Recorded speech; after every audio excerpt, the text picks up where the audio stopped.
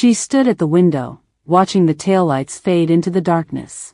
Her husband kissed her forehead one last time, whispered that he loved her, and promised he'd be back in 3 days. London, he said. Important meetings. She believed him. Why wouldn't she? But 24 hours later, she would find something in their home that would shatter everything she thought she knew about the man she married. And the truth? It was far worse than any affair. This is the story of Emma Richardson, a woman who thought she had it all figured out. A beautiful home in Connecticut. A husband who built an empire from nothing. 2 children who wanted for nothing. From the outside, their life looked like something out of a magazine. But as Emma would soon discover, the most perfect lives often hide the darkest secrets. And sometimes, the person you trust most is the one you should fear. Before we dive deeper, let us know in the comments where you're watching from. We'd love to hear from you. And if you're new here, click on the subscribe button so you never miss any of our upcoming videos. This story isn't just about wealth or deception. It's about what happens when you realize the foundation of your entire life was built on lies. And it starts with a simple question Emma asked herself that night, staring at the empty driveway. Why did he seem so nervous? Emma met Michael Richardson when they were both 26. She was a social worker in Boston, helping families navigate the foster care system. He was a tech consultant with big dreams and a laptop that never left his side. They met at a coffee shop where he spilled his entire latte on her case files. He apologized profusely, offered to buy her lunch, and 3 hours later they were still talking. There was something magnetic about Michael. He wasn't the most handsome man she'd ever met, but he had this intensity, this drive that made you believe he could do anything he set his mind to. He talked about changing the world through technology, about building systems that would help millions of people. Emma saw in him what she saw in her work. The desire to make a difference. They got married 2 years later in a small ceremony in Vermont. Her parents loved him. His parents, both schoolteachers from Ohio, were proud of their ambitious son. Back then, they had nothing. They lived in a cramped apartment in Cambridge, shared one car, and counted every dollar. But they were happy. Michael worked 18-hour days, building his first software company from their living room. Emma continued her work with troubled families, often coming home exhausted and heartbroken from the cases she couldn't save. They were a team. When things got hard, they leaned on each other. When Michael's first startup failed, Emma held him while he cried.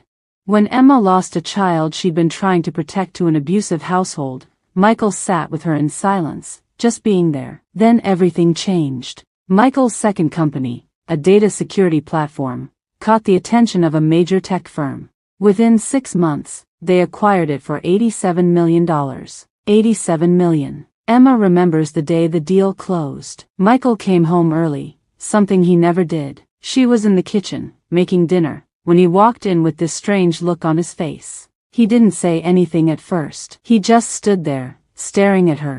Then he said, "We did it, Em. We actually did it." They cried together that night. Not because of the money, though that was overwhelming. They cried because it felt like every sacrifice, every missed dinner, every moment of doubt had led to this. They were going to be okay. More than okay. But looking back now, Emma realizes that was the moment things started to shift. Money changes people, not always in obvious ways. Sometimes it's subtle, like a slow leak you don't notice until the room is flooded. Michael became busier. He started another company, then another. He hired executives, attended conferences around the world, appeared on business podcasts. People started recognizing him in restaurants. Emma tried to stay grounded. She kept working for 2 more years, but eventually Michael convinced her to stop. "You've given so much to other families," he said. "Let me take care of ours now." It made sense. They had 2 young children by then, Sophie, who was 5, and Daniel, who was 3. Emma wanted to be present for them in ways her own mother couldn't be, so she stepped away from her career and became a full-time mother and wife. At first, it was wonderful. She threw herself into the kids' lives. School events, playdates, bedtime stories. She redecorated their new home, a sprawling estate in Greenwich with 7 bedrooms and a view of the Long Island Sound. She took up yoga, joined a book club, volunteered at Sophie's school. But slowly, she began to notice the distance growing between her and Michael. He traveled constantly. London 1 week, Singapore the next, then Dubai, then San Francisco. Sometimes he'd be gone for 10 days straight. When he was home, he was distracted. Always on his phone, always in his office taking calls. Emma told herself this was normal. This was the price of success. Other wives in her circle dealt with the same thing. Their husbands were CEOs, hedge fund managers, venture capitalists. They were all married to men who belonged to the world, not just to them. But there were small things that bothered her. The way Michael would end phone calls when she walked into a room. The new passwords on his computer. The business trips that seemed to be announced last minute, with vague details. She wasn't suspicious, not really. She was just lonely.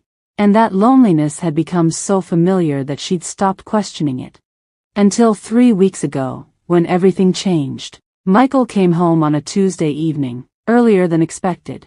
Emma was helping Sophie with her homework when he walked into the kitchen. He seemed off, tense. He kissed Emma quickly and poured himself a scotch, which was unusual. He rarely drank during the week. "Everything okay?" Emma asked. "Yeah, just a long day," he said, but he wouldn't meet her eyes. That night, after the kids were asleep, he told her he needed to fly to London for a few days. Some investors were pulling out of a deal and he needed to salvage it in person. Emma nodded. This was routine. But then he did something he'd never done before. He held her face in his hands and looked at her, really looked at her, like he was memorizing her features. "I love you, Em," he said. "You know that, right? No matter what happens, I love you." It was such a strange thing to say. "Of course I know that," she said, trying to laugh it off. "Why are you being so dramatic?" He smiled, but it didn't reach his eyes. "Just wanted to make sure you knew." The next morning, he was gone before sunrise. Emma found a note on the kitchen counter. "Back Friday. Love you. Em." She tried to push away the uneasy feeling in her chest. Tried to focus on her day, but something felt wrong. That evening, Emma was in bed reading when the power went out. It was just after 11. The whole house went dark. She waited a few minutes, thinking it might come back on, but it didn't.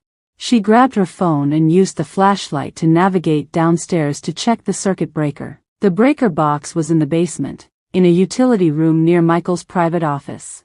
He'd insisted on having a separate workspace down there, away from the main living areas. He said he needed the quiet to think. As Emma made her way down the basement stairs, her phone light bouncing off the walls, she noticed something. The door to Michael's office was open. Not just unlocked. Open. Michael never left that door open. Ever. She stood there for a moment, debating. She'd only been in that office a handful of times, always with Michael present. He'd never explicitly told her not to go in, but there was an unspoken understanding. This was his space. But the door was open. And something inside her, some instinct she couldn't name, pulled her forward. She stepped inside. The office was simple. A large desk, 2 monitors, filing cabinets, a leather chair. Everything neat and organized, as Michael always kept things. Emma went to the circuit breaker, flipped the switches, and the power hummed back to life. She should have left then, should have gone back upstairs. But her eyes caught something on the desk. A folder. Thick, manila, with papers spilling out. And on the tab, in Michael's handwriting, E. Richardson, personal. Emma's heart started pounding. Why would there be a folder about her in Michael's office? She picked it up, her hands trembling slightly, and opened it. Inside were documents. Legal documents. The first was a life insurance policy. On her. For $10 million. She stared at it, confused. She knew they had life insurance, but she thought it was for maybe $1 million. Standard for families like theirs.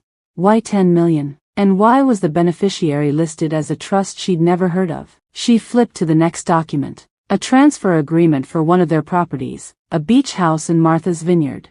Dated 6 months ago. Emma's signature was at the bottom. But she didn't remember signing it. She kept going through the papers, her confusion turning into something colder, something like fear. There were bank statements for accounts she didn't know existed. Medical records, her medical records, that she'd never authorized to be released. A copy of her social security card, her passport. Photographs of her, taken from a distance. At the grocery store. At Sophie's school. At yoga. Why did Michael have surveillance photos of his own wife? Emma's hands were shaking now. She sat down in Michael's chair, trying to make sense of what she was seeing. Then she found the emails. Printed out, highlighted, annotated in the margins. Emails between Michael and someone named David Cortez. She didn't recognize the name. The emails were cold, transactional. They discussed the plan and the timeline and managing the situation. One email from 3 months ago made Emma's blood run cold. Once it's done, Michael had written, the insurance payout will cover the losses from the Singapore deal. No one will suspect anything. She trusts me completely. Emma dropped the papers. Her whole body went numb. She read the email again, trying to find another interpretation, some other meaning. But the words were clear. Once it's done, the insurance payout. No one will suspect anything. Michael was planning to kill her. Her husband, the father of her children, the man she'd built a life with, was planning to murder her for insurance money. Emma's mind raced. How long had he been planning this? Who was David Cortez? Was he supposed to do it, or was Michael going to do it himself? And the trip? The sudden trip to London. Was that part of it? Was he establishing an alibi? Emma realized she was hyperventilating. She forced herself to breathe slowly, to think clearly. She couldn't panic. She had to be smart. She took out her phone and started taking pictures of everything.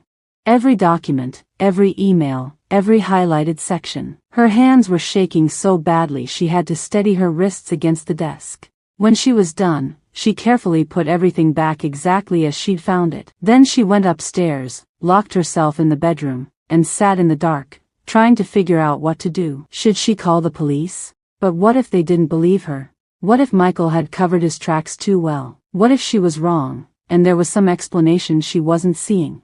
But deep down, she knew she wasn't wrong.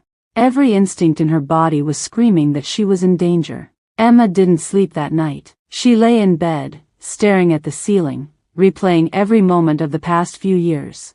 Were there signs she'd missed? Times when Michael had been too interested in her schedule, her routines? She thought about the insurance policy he'd insisted she sign last year.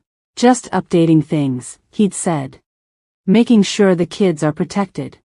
She'd trusted him. Of course she had. Why wouldn't she? By morning, Emma had made a decision.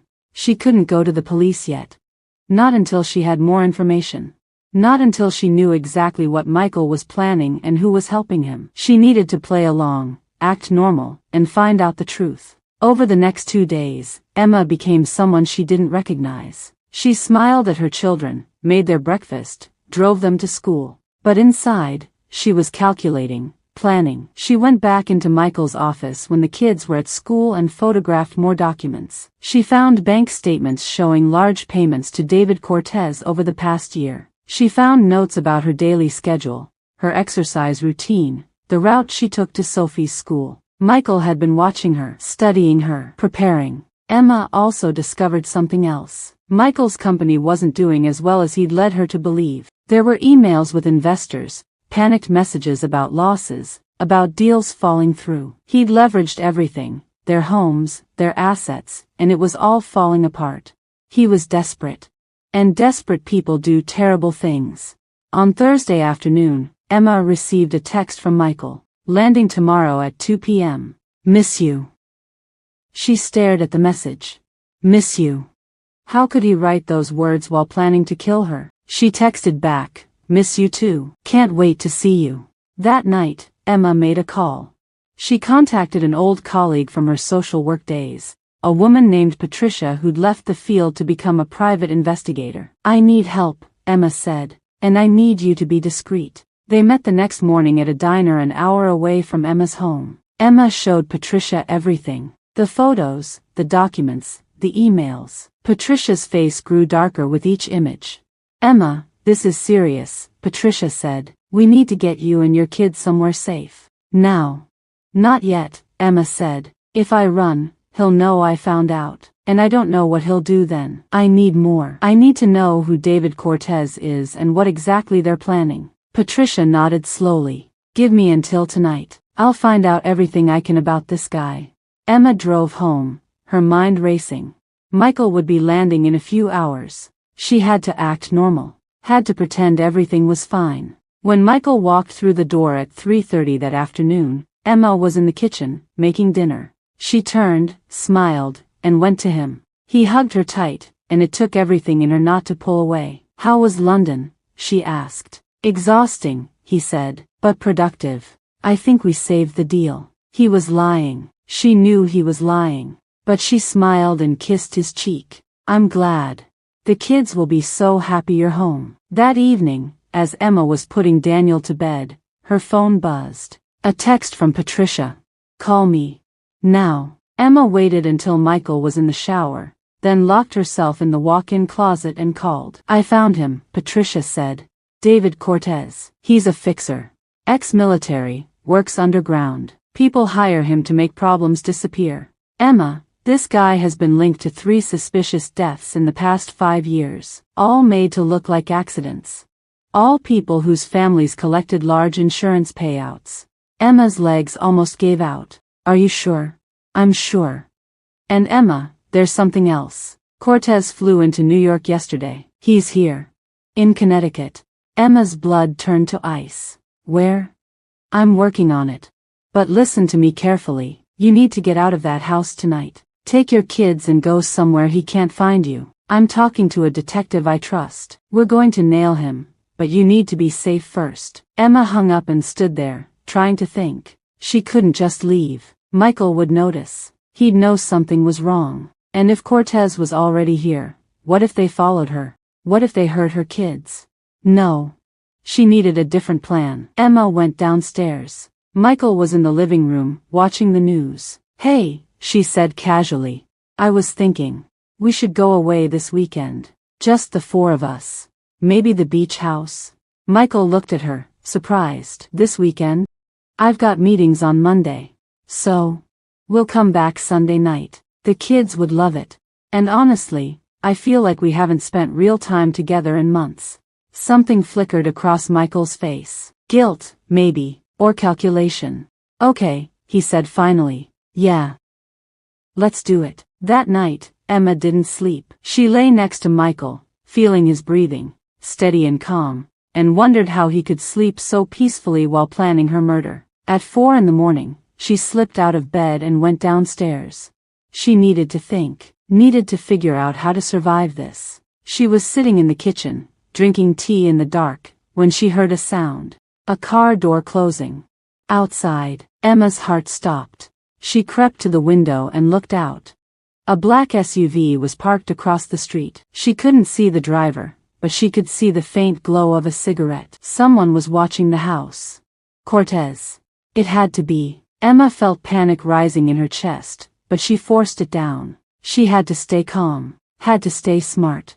She went back upstairs, got back into bed, and lay there until morning, her mind racing. By the time the sun came up, she had a plan. Saturday morning, they loaded the car and drove to Martha's Vineyard. The kids were excited, singing in the back seat. Michael seemed relaxed, happier than he'd been in weeks. Emma played along, smiling, chatting, pretending everything was normal.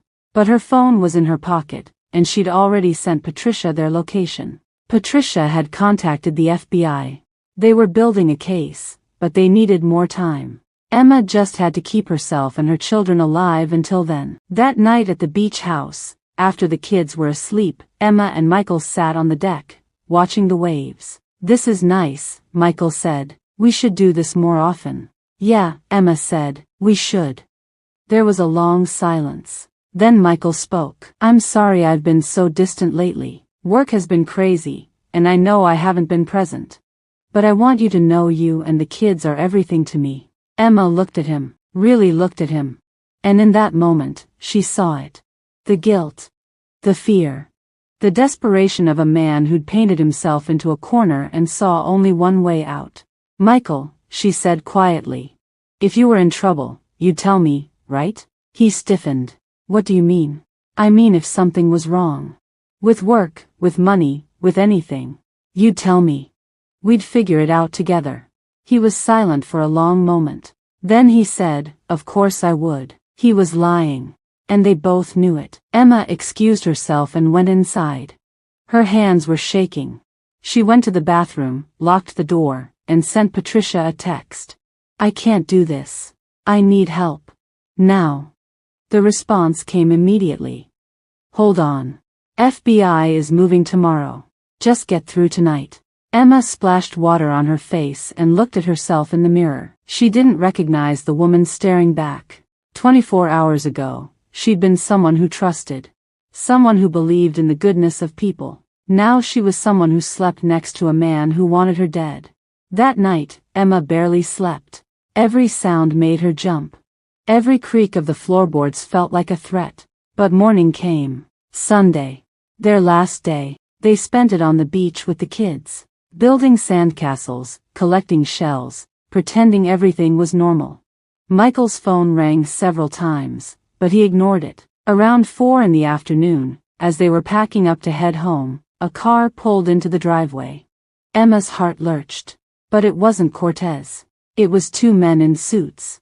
FBI. One of them approached Michael. "Michael Richardson?" "Yes." "I'm Agent Torres, FBI. We need you to come with us. We have some questions about your financial dealings and a person of interest named David Cortez." Michael's face went white. He looked at Emma, and in that moment, she saw everything. The realization. The betrayal. The understanding that she knew. "Emma." He started. But she stepped back, putting herself between him and the kids. "Don't," she said. "Just don't." The agents handcuffed him. Read him his rights. The kids were crying, confused, holding on to Emma's legs. Sophie kept asking what was happening. Why were those men taking Daddy? Emma knelt down, held them both, and whispered, "It's going to be okay. Mommy's going to make sure you're okay." The investigation moved quickly after that. David Cortez was arrested 2 days later at a motel in Stamford. They found detailed plans in his possession. He'd been hired to stage a car accident. Emma was supposed to die on a Tuesday morning, 2 weeks from the day she found the documents, on her way back from dropping Sophie at school. Cortez had already surveyed the route, identified the spot, a sharp curve near a construction zone where the guardrail had been temporarily removed. It would have looked like Emma lost control. A tragic accident. No one would have suspected anything. The insurance would have paid out. Michael would have played the grieving widower, eventually rebuilding his company with the money. The kids would have grown up never knowing their father killed their mother. Michael's lawyers fought hard, but the evidence was overwhelming. The emails, the payments, the life insurance policy, Cortez's testimony in exchange for a plea deal. 8 months later, Michael was convicted of conspiracy to commit murder and insurance fraud. He was sentenced to 25 years to life. Emma didn't attend the sentencing. She'd already said everything she needed to say in her victim impact statement. She wrote about trust, about betrayal, about lying next to someone who wanted you dead. But she also wrote about survival, about strength, about refusing to be a victim of someone else's desperation. The divorce was finalized 3 months after the conviction. Emma got full custody of Sophie and Daniel.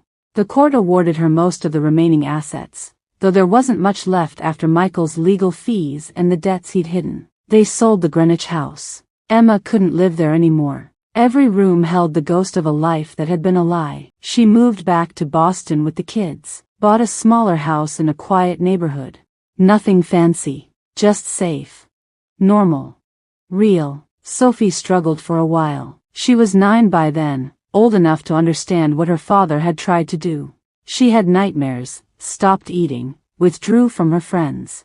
Emma got her into therapy, spent hours holding her while she cried, promised her over and over that she was safe now. Daniel was younger, only 6. He didn't fully understand, but he knew Daddy had done something bad and wasn't coming home. Emma told them age-appropriate versions of the truth. She never lied, never made excuses for Michael, but she also never poisoned them against him. She let them feel what they needed to feel. The anger, the confusion, the grief of losing the father they thought they knew. And slowly, painfully, they began to heal. Emma went back to school. Got her master's in clinical social work. She wanted to help other women who'd been through trauma, who'd survived the unthinkable. A year after the trial, she started working at a women's shelter in Boston. She found purpose again. Found herself.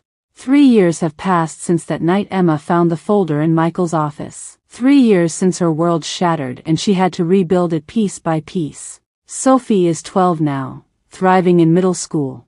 She plays soccer, has a close group of friends, still sees her therapist once a month. She's resilient in a way that breaks Emma's heart and makes her proud at the same time. Daniel is 9, funny and sweet and obsessed with dinosaurs. He doesn't remember much about his father, which Emma considers both a loss and a mercy. They've built a new life, a quieter life. Emma dates occasionally, though trust doesn't come easy anymore. She's learned to listen to her instincts, to pay attention to the small inconsistencies that she once brushed aside. She's learned that love without honesty isn't love at all. It's just a prettier cage. Michael writes letters from prison. Emma doesn't open them. She knows he wants forgiveness, wants to explain himself, wants her to understand the pressure he was under, the mistakes he made. But Emma has nothing left to say to him. Some betrayals are too deep for words. She does wonder sometimes, late at night when the house is quiet, if there were signs she missed. Red flags she ignored because she wanted so badly to believe in the life they'd built. But her therapist reminds her that it's not her fault. That manipulators are skilled at hiding the truth. That she survived, and that's what matters. If you're watching this and you see yourself in Emma's story, if something in your gut is telling you that something's not right, please listen to it. Trust your instincts. Pay attention to the inconsistencies, the secrets, the distances that grow without explanation.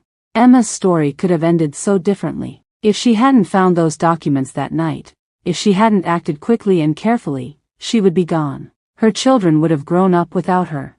And Michael would have gotten away with it. But she survived. Not just physically, but emotionally. She rebuilt her life from nothing. She found strength she didn't know she had. And now she uses that strength to help others who are going through their own nightmares. Because that's the thing about surviving. Once you make it through, once you realize you're stronger than the thing that tried to break you, you become something powerful. You become someone who refuses to be silenced. Someone who tells their story so others know they're not alone. Emma's story is about betrayal, yes. About the terrifying reality that the person sleeping next to you might be planning your death. But it's also about resilience. About the courage it takes to look at the truth, even when the truth could destroy you. About choosing to survive, not just for yourself, but for the people who need you. For Sophie and Daniel, who needed their mother more than anything. So I want to ask you, if you were in Emma's position, what would you have done? Would you have confronted Michael immediately? Would you have run? Would you have stayed and gathered evidence like she did? And what about now, looking at your own life? Are there things you've been ignoring? Small inconsistencies you've explained away? I'm not trying to make you paranoid. But I am asking you to trust yourself. To pay attention. Because sometimes the most dangerous person in your life is the one you trust the most. If this story affected you, if it made you think, if it made you feel something, leave a comment below. Tell me where you're watching from. Tell me what you'd do. And if you know someone who needs to hear this story, share it with them. Subscribe to this channel because we tell stories that matter. Stories about real people facing impossible situations. Stories that remind us we're all capable of more strength than we realize. Thank you for watching. Stay safe. And remember, the greatest act of love you can give yourself is the courage to see the truth, no matter how painful it is.